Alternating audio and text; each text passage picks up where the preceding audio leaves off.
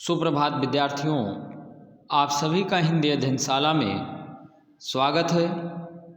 विद्यार्थियों, आज आप सभी हिंदी व्याकरण के अंतर्गत संज्ञा की परिभाषा और प्रकारों के बारे में जो पढ़ा था उन बातों को आज दोहराएंगे।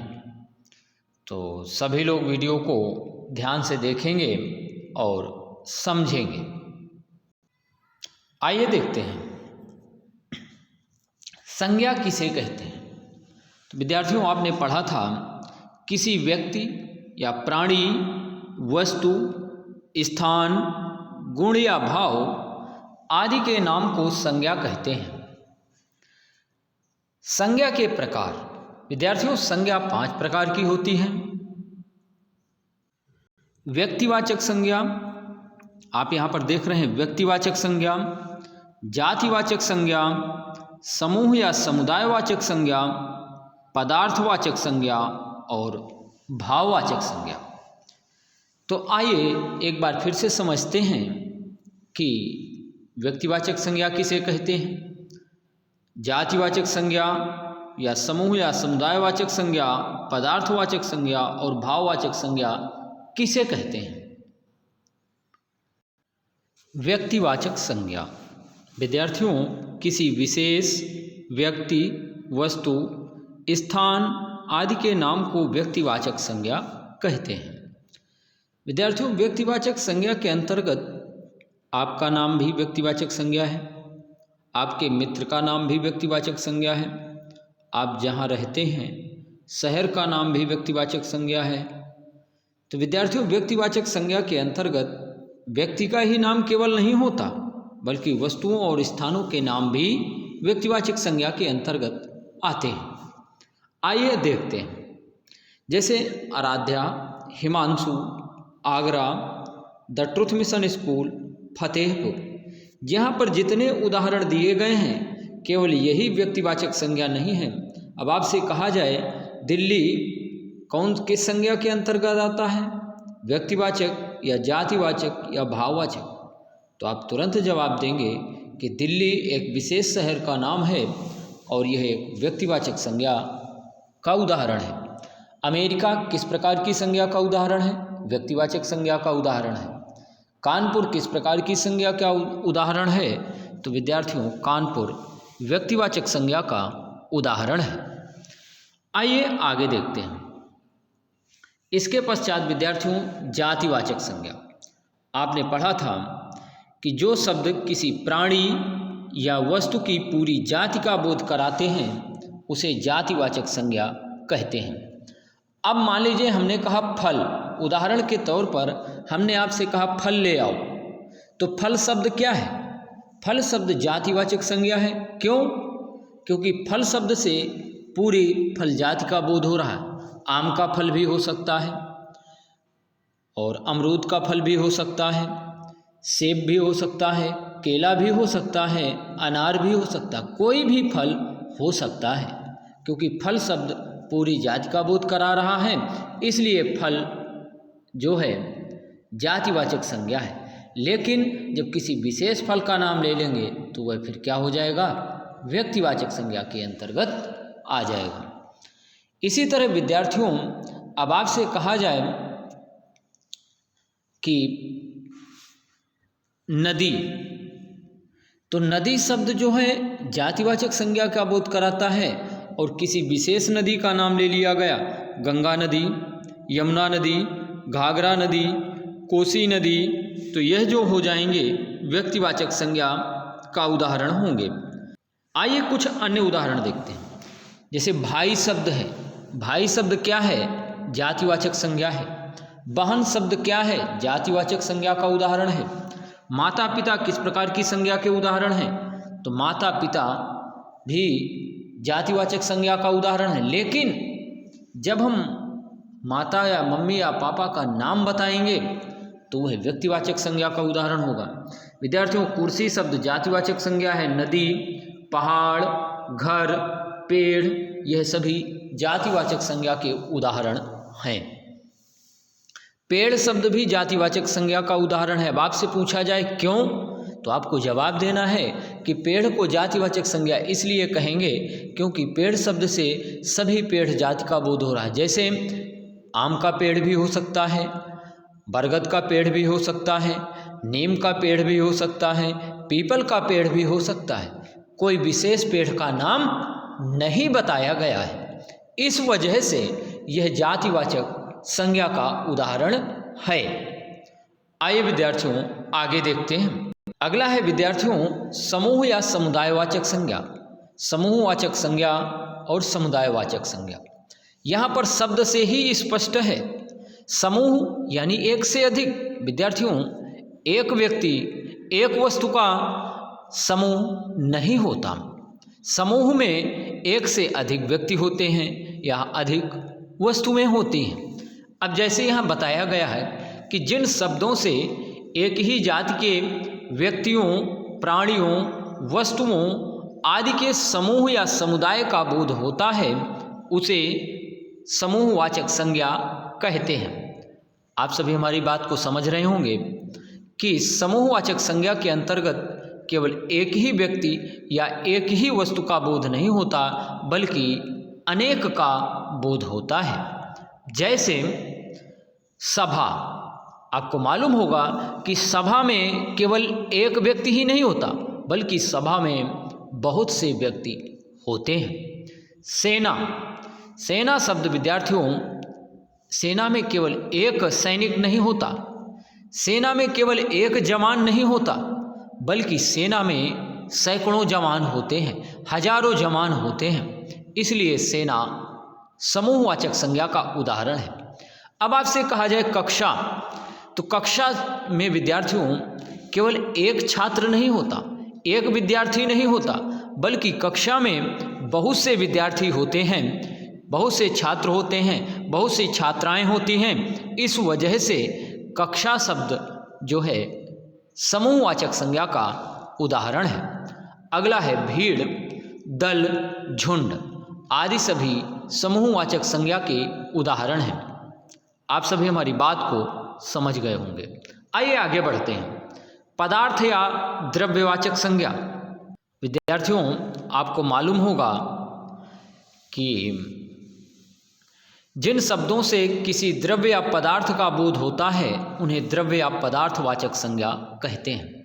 इसके अंतर्गत लिक्विड आता है, द्रव आते हैं, सॉलिड भी आता है यानी ठोस वस्तुएं आती हैं, द्रव आता है और गैस भी इसी के अंतर्गत बोध होता है। अब जैसे उदाहरण के तौर पर देखते हैं दूध।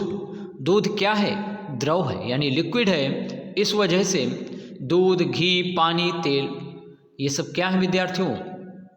पदार्थ या द्रव्यवाचक संज्ञा का उदाहरण है। सोना, चांदी, लकड़ी, हीरा, लोहा, स्टील, तांबा, पीतल ये आदि सभी धातुएं, सभी वस्तुएं पदार्थवाचक संज्ञा का उदाहरण हैं। तो अभी आपने पढ़ा, अब पढ़ेंगे भाववाचक संज्ञा। तो विद्यार्थियों जिन शब्दों से संज्ञा के गुण, दोष, दशा, अवस्था आदि का बोध होता है उसे भाववाचक संज्ञा कहते हैं। अच्छा, गुण क्या है?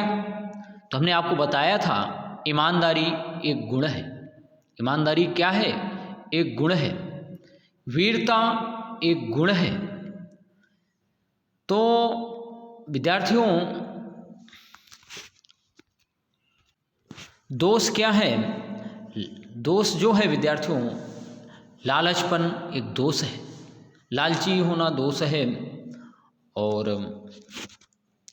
दशा गरीबी, अमीरी ये दशाएं हैं। अवस्था के अंतर्गत विद्यार्थियों बुढ़ापा है, जवानी है, ये सभी अवस्थाएं हैं। चोरी भी एक दोष है। अवगुण है, अवगुण दोष का मतलब अवगुण से है। तो विद्यार्थियों ये सभी भाववाचक संज्ञा के अंतर्गत आएंगे। आइए देखते हैं उदाहरण। जैसे ईमानदारी। ईमानदार क्या है? एक विशेषण शब्द है और ईमानदार से ईमानदारी बना दिया गया तो ईमानदारी एक भाववाचक संज्ञा बन गई। खट्टा एक विशेषण शब्द है और खट्टा से खटास शब्द क्या है? भाववाचक संज्ञा है। मीठा विशेषण है और मीठा से यहाँ पर मिठास शब्द बना, तो मिठास शब्द जो है भाववाचक हो गया। लालची विशेषण है और लालच भाववाचक संज्ञा है। दयालु विशेषण है, दया भाववाचक संज्ञा शब्द है। पढ़ना विद्यार्थियों क्रिया है और पढ़ाई भाववाचक संज्ञा शब्द है। लिखना विद्यार्थियों क्रिया है और लिखाई भाववाचक संज्ञा शब्द के उदाहरण हैं। विद्यार्थियों, हम अपने आसपास बहुत सी वस्तुएं देखते हैं और हर एक वस्तु का कुछ ना कुछ नाम होता है और इन नाम वाले शब्दों को ही संज्ञा कहते हैं। हमने आपको बताया था। यहाँ पर ये जितने फलों के नाम हैं ये सभी संज्ञा के उदाहरण हैं। इसी तरह ये सब्जियों के नाम दिए गए हैं और ये सभी सब्जियों के नाम संज्ञा का उदाहरण है। तो ये सभी क्या हैं? संज्ञा हैं। संज्ञा हैं क्यों? क्योंकि यह वस्तुओं के नाम ही हैं। आइए आगे देखते हैं।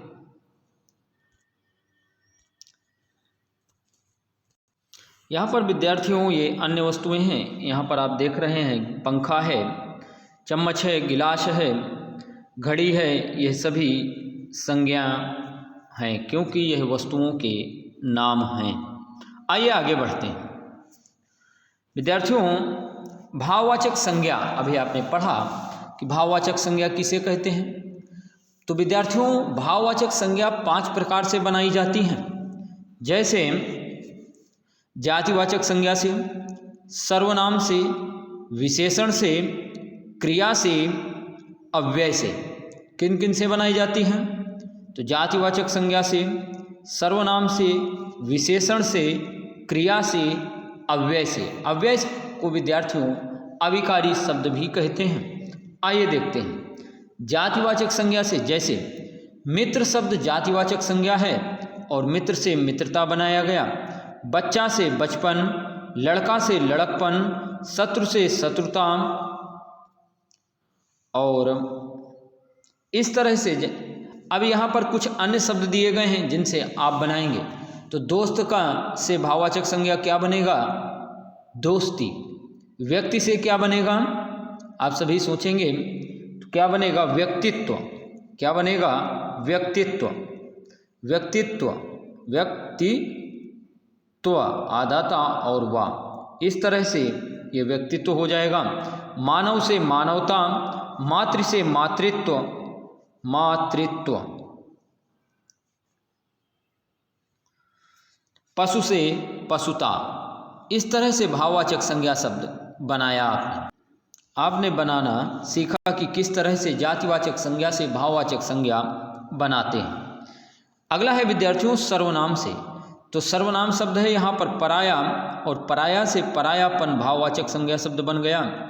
अपना से अपनापन या अपनत्व, निज से निजता या निजत्व। अगला है विशेषण से। विशेषण से किस प्रकार भाववाचक संज्ञा शब्द बनाते हैं? सुंदर से सुंदरता। सुंदरता शब्द क्या है? भाववाचक संज्ञा शब्द का उदाहरण है। योग्य से योग्यता, महान से महानता, साहसी से साहस, हरा से हरियाली, चौड़ा से चौड़ाई, लंबा से लंबाई, ईमानदार से ईमानदारी बनेगा। वफादार से क्या बनेगा? तो वफादारी शब्द भाववाचक संज्ञा का उदाहरण है। अब आप सोचेंगे अच्छा से और बुरा से भाववाचक संज्ञा शब्द क्या होंगे? तो अच्छा से विद्यार्थियों अच्छाई हो जाएगा और बुरा से बुराई हो जाएगा।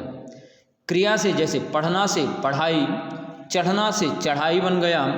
उड़ना से उड़ान। उड़ान क्या है? भाववाचक संज्ञा का उदाहरण है। दौड़ना से क्या होगा? तो दौड़। दौड़ शब्द भाववाचक संज्ञा का उदाहरण है। अगला है विद्यार्थियों लड़ना। लड़ना शब्द क्रिया है और लड़ना से भाववाचक संज्ञा शब्द बनेगा लड़ाई। पीटना से पिटाई, हंसना से हंसी और धोना से धुलाई। ये शब्द भाववाचक संज्ञा के उदाहरण हैं और इस तरह से भाववाचक संज्ञा शब्द बनाते हैं। सिलना से सिलाई, लिखना से लिखाई, दौड़ना से दौड़ और बुनना से बुनाई भाववाचक संज्ञा शब्द बने। विद्यार्थियों अब सीखेंगे अव्यय से किस प्रकार भाववाचक संज्ञा शब्द बनाते हैं। दूर से दूरी, शीघ्र से शीघ्रता, शाबाश से शाबाशी और निकट से निकटता, परस्पर से पारस्परिक, वाह वाह से वाहवाही और समीप से सामीप्य, ये भाववाचक संज्ञा के उदाहरण हैं। विद्यार्थियों आज का लेखन कार्य है कि यहाँ पर जो शब्द दिए गए हैं, यहाँ पर वाक्य दिए गए हैं और इन वाक्यों से आप सभी को जातिवाचक और व्यक्तिवाचक संज्ञा अलग अलग करके लिखनी है। पहला वाक्य है स्मिता पुस्तक पढ़ रही है। अब आप सोच रहे होंगे कि हमारे में जो अभ्यास पुस्तिका है उस अभ्यास पुस्तिका में इतना पेज नहीं है इतना बड़ा कि इस तरह से कॉलम बना करके हम लिखें। तो आपको लिखना कैसे है, पहले एक वाक्य लिखना है और वाक्य को लिखने के पश्चात इस तरह से देखिए, यहाँ पर वाक्य किस तरह से लिखा गया है, स्मिता पुस्तक पढ़ रही है। तो इस तरह से आपको एक वाक्य लिखना है, नीचे लिख देना है जातिवाचक संज्ञा और उसका नाम लिख देना है जातिवाचक संज्ञा वाक्य में क्या है। पुस्तक जातिवाचक संज्ञा है तो पुस्तक लिख दिया। आगे है व्यक्तिवाचक संज्ञा, तो इस वाक्य में व्यक्तिवाचक संज्ञा कौन सा शब्द था, स्मिता, तो स्मिता व्यक्तिवाचक संज्ञा शब्द हो गए। तो इस तरह से विद्यार्थियों इन वाक्यों को अपने अभ्यास पुस्तिका में लिखेंगे और उसके एक वाक्य लिखने के पश्चात उसके तुरंत बाद उसका उत्तर लिखेंगे। आप हमारी बात को समझ गए होंगे। तो इस तरह से इस कार्य को करना है विद्यार्थियों। तो पहला वाक्य था स्मिता पुस्तक पढ़ रही है, आकाश में पक्षी उड़ते हैं, यह मेरी साइकिल है, अध्यापक कुर्सी पर बैठे हैं, गांधी जी को राष्ट्रपिता कहा जाता है, दिल्ली भारत की राजधानी है।